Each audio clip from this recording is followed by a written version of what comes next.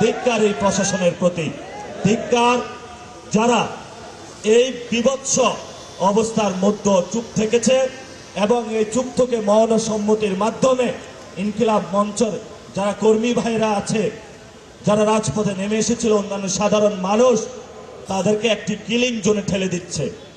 আমাদের দুঃখ এবং পরিতাপের বিষয়, আমরা সরাসরি এখান থেকে বলতে চাই, গতকালকে যে হামলা হয়েছে এটার জন্য সরকার পুরোপুরি দায়ী এবং সরকারের একটি মহল নির্বাচন বানচাল করার উদ্দেশ্যে হামলা, শান্তিপূর্ণ আন্দোলনে হামলা চালিয়েছিল।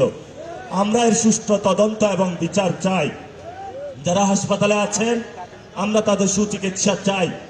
অনেকে খুবই ইনজুর্ড হয়েছেন, আমরা তাদের দ্রুত গতিতে সরকার থেকে তাদের সুচিকিৎসা চাই। সাথে সাথে শহীদ ওসমান হাদি ভাইয়ের বিচার একটি আন্তর্জাতিক কমিশনের মাধ্যমে অথবা ইউএনের একটি কমিশনের মাধ্যমে আমরা সরকার থেকে একটি চিঠি দেওয়া হোক, একটি সুষ্ঠু তদন্তি হোক। কারণ বর্তমান যে সিআইডি ডিবি যারা তদন্ত করছে তারা জাবেরকে গিয়ে বলছে যে আপনি আমাদেরকে সিসিটিভির ফুটেজ দেন। এই সিসিটিভির ফুটেজ জাবের কই থেকে আনবে? এটা তো গোয়েন্দা সংস্থার দায়িত্ব।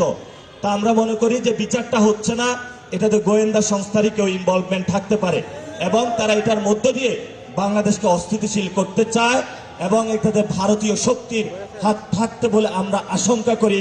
কারণ যেখানে আমাদের সীমান্ত নেই, নিরাপদ একটি সীমান্ত, প্রতিনিয়ত মানুষ মারছে, সেখানে আমার হাদি ভাইদেরকে যারা খুন করেছে সেখানে ইন্ডিয়ান কোনো এজেন্ট থাকবে না, সে আশঙ্কা উড়িয়ে দিচ্ছি না আমরা। প্রিয় উপস্থিতি, আমরা যেমন হাদি ভাইয়ের বিচার চাচ্ছি, সাথে সাথে গতকালকে যে হামলা হয়েছে ন্যাক্কারজনক হামলার তদন্ত এবং বিচার চাচ্ছি। যারা এই হামলা ঘটিয়েছে তাদেরকে দ্রুত বিচারের মাধ্যমে আনার আমরা আহ্বান জানাচ্ছি। সাথে সাথে সরকার একটা ভয় পাচ্ছে তারেক রহমানকে, যে এই তারেক রহমানের চাপে সরকার হলো ব্যালেন্স হারাইয়া ফেলে, কখনো আমাদের উপর অস্ত্র চালায়, কখনো সরকার নিজের উপরে অস্ত্র চালায়। আমি সরকারকে আহ্বান করব, ভয় পাবেন না, তারেক রহমান একটা কাগুজে বাঘ, এটা আসল বাঘ না। টাইগার যদি বলেন তাহলে ইনকিলাব মঞ্চের বাইরা তাদের সাথে থাকবেন। যদি আর হামলা করতে আসেন এই রয়্যাল বেঙ্গল টাইগারদের উপরে যদি হামলা হয়, বাংলাদেশের মানুষ কিন্তু বসে থাকবে না ইনশাআল্লাহ।